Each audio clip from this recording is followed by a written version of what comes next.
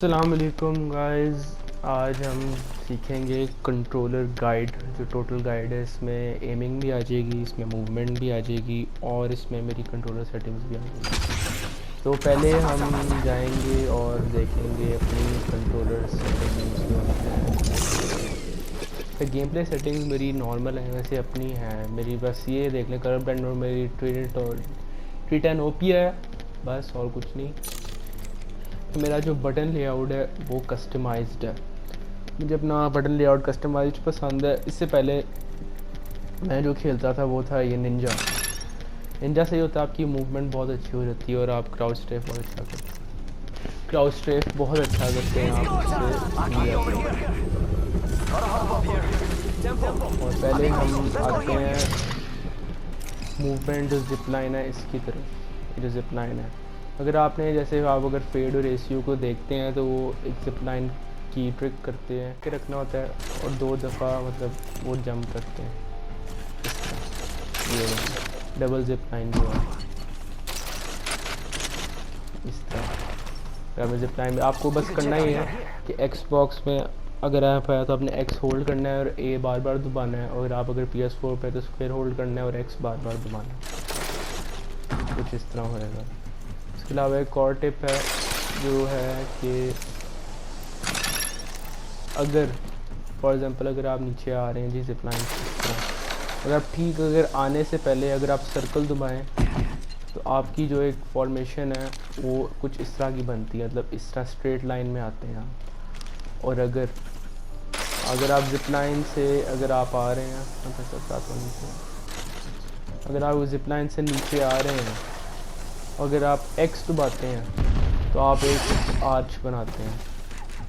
Arch से मेरा मुराद ये है कि आर्च ये इस तरह एक एंगल बनाते हैं, मतलब इस तरह ड्रॉप होते हैं। अगर आप इस तरह ड्रॉप होंगे तो प्रॉब्लम भी होंगे। अगर आप इस तरह ड्रॉप होंगे स्ट्रेट लाइन में, स्ट्रेट लाइन में ये होगा कि आपका जो है मोमेंटम बना रहेगा। जैसे मेरा मोमेंटम बना रहा है स्ट्रेट लाइन में। उसके अलावा हम आ जाते हैं वॉल जंप्स की तरफ। वॉल जंप जो होती है वो कोई इतनी ज़रूरी नहीं होती, अगर आपको करनी आती है तो अच्छा है। अगर आपको चेस कर रहा है तो आपको चेस करना बहुत मुश्किल हो जाएगा। मतलब इस तरह वॉल जंप अगर आप करेंगे, इसे अपने वॉल जंप याद रखें, आपको मोमेंटम अच्छा चाहिए वॉल जंप के लिए। अगर मैं वॉल जंप करता हूँ फॉर एग्जाम्पल इस तरह, तो मेरे पास मोमेंटम था तो मैं अपनी डायरेक्शन बदलता हूँ। अगर आप मोमेंटम नहीं है, फॉर एग्जाम्पल मेरे पास मोमेंटम नहीं है, मैं ऐसे जा रहा हूँ वॉल जंप, मैं डायरेक्शन नहीं दे सकता अपनी वॉल जंप, मतलब मैं दूर नहीं जा सकता। डायरेक्शन दे सकता हूँ, दूर नहीं मैं जा सकता, मतलब चेस हो जाऊँगा मैं। 1v1 ट्रिक्स की तरफ 1v1 ट्रिक्स हैं इस तरह की।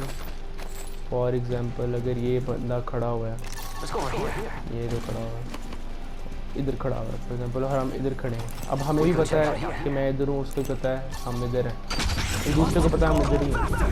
हमने जाना है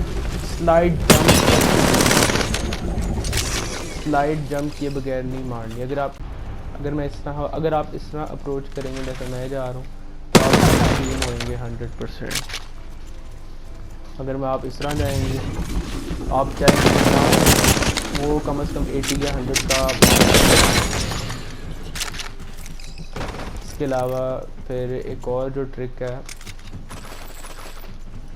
वो ये है कि आप जो 1v1 फॉर एग्जांपल जो बंदे होल्ड पे खेलते हैं, इनका क्राउच होल्ड पे होता है, जो पहली दफ़ा होल्ड पे करता है, जब मैंने पहली दफ़ा होल्ड पे किया तो मैं ये गलती इस तरह लगता है कि पता नहीं आप कितना हैवी स्पैम मार रहे हो, तो असल में आप कुछ कर नहीं रहे होते, आप एक तरह से बस कोडे हुए होते हैं और कुछ नहीं होता, और आपको ज़्यादा हेडशॉट्स पड़ते हैं। अगर आपने क्राउच स्पैम सीखना है होल्ड पे, तो आप कम से कम होल्डिंग की प्रैक्टिस करें, दबाएँ और ये बहुत अच्छा आपका होल्ड, ज़्यादा दफ़ा होल्ड नहीं मारना। उसके अलावा अगर आपको क्राउच स्पैम करने की आदत है तो आप कम से कम स्ट्रेफ रखा करें। स्ट्रेफ करना बहुत ज़रूरी है। अगर आप स्ट्रेफ नहीं करेंगे, फॉर एग्जांपल ये बंदा स्ट्रेफ नहीं कर रहा, ये मुझसे बहुत जल्दी बीम हो जाएगा और मुझे बीम करना थोड़ा मुश्किल हो जाएगा कि मैं मूवमेंट कर रहा हूँ। स्ट्रेफ जब आपका आम हो, फिर इसके अलावा अगर आपने स्ट्रेफ अपनी मूवमेंट में ना रखा तो आप हो सकते हैं। इसके अलावा अब हम आ जाते हैं डी हॉपिंग पे। बी हॉपिंग कैसे करनी है। अगर आपने बी हॉपिंग करनी है तो मैं आपको प्रेफर करूँगा कि ठीक है, अगर आपने बी हॉपिंग करनी है तो मैं आपको प्रेफर करूँगा कि आप निंजा पे खेलें। अगर आप निंजा पे नहीं खेल सकते तो कम से कम आप क्लॉ खेलते हो या आपका क्राउच उस पर हो R3 पे। इसके अलावा स्ट्रेफ मतलब बी हॉपिंग करना बहुत मुश्किल है। तो करना ही है कि जब आप मोमेंटम में हो तो आप सर्कल होल्ड करके रखें अपना और एक्स को बार बार जंप को बार बार स्पैम कर जो भी आपका जंप होता है। क्राउच को सिर्फ आपने होल्ड करके रखना है और आपके पास मोमेंटम होना चाहिए और आप इसका फ्री ऑफ कर सकते हैं बहुत आराम से। वैसे इतना भी अच्छा मैकेनिज्म नहीं है फ्लैश।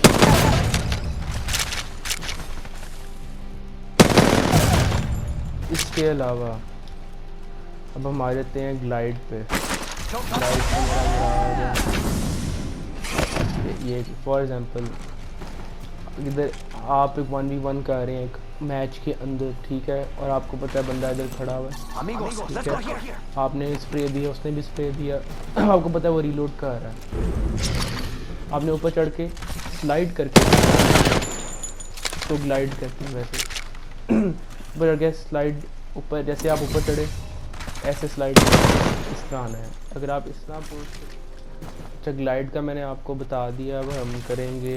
कोई ज़रूरत नहीं हर गन का रिकॉइल सीखने की, बस जो आपको गन्स पसंद है आप सिर्फ उसका रिकॉइल सीखें। जैसे मुझे R99 पसंद है और R99 के साथ फ्लैटलाइन पसंद है, ठीक है।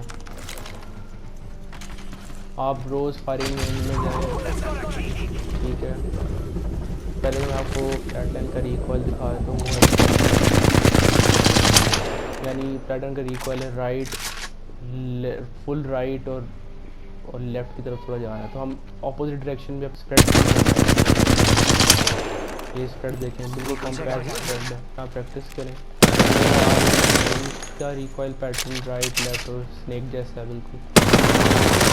ये R99 ये आप तभी सीख सकेंगे जब आप इसका जब आप रेंजेस पे जाएं और नहीं कुछ नहीं होता रेंज अपना टाइम भी जान बस आपकी गेम तो अच्छी रहेगी। इसके अलावा जो मैं अपनी एम को बेहतर करने के लिए एम ट्रैकिंग को बेहतर करने के लिए जो करता हूँ आपको मैं बताता हूँ जी। इस पर भी एक ब्रूलर डालो और ये पकड़ो जी। जो बेस्ट गन है ना गेम की वो मेरे मुताबिक तो R301। अगर आपको कोई पसंद है तो आप बता देना कमेंट। मैं जाता हूँ ये जो स्लेट है ये वाली या ये वाली जैसे कहाँ जहाँ मर्जी खड़े हो जाना इधर आप इधर खड़े होना है और ये जो एम जा रहा है इस पर प्रैक्टिस करनी है आपने ट्रैकिंग की रिकॉइल के साथ ट्रैकिंग की। तो 98 मतलब मैं अपना आपने स्टेबलाइजर नहीं किया 96 अगर मैं R99 187 मतलब वो थोड़ी मिस हो गई ट्रैकिंग 99 121 मेरा कनेक्शन नहीं सही वरना ये पूरे 200।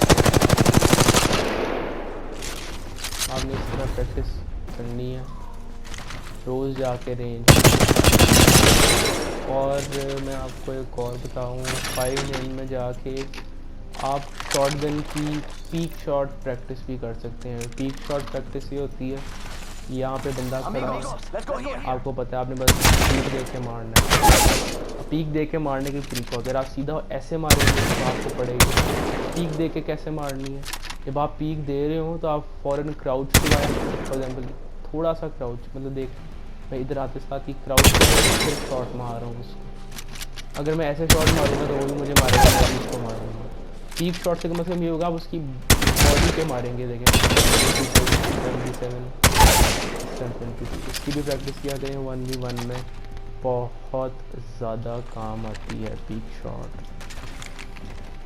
इसके अलावा और कुछ रह गया मेरे ख्याल में नहीं कुछ और नहीं रह गया होगा तो आप वो कुछ सीख लेना please. I hope you guys enjoy. आपको वो गाइडेंस मिली होगी इसमें से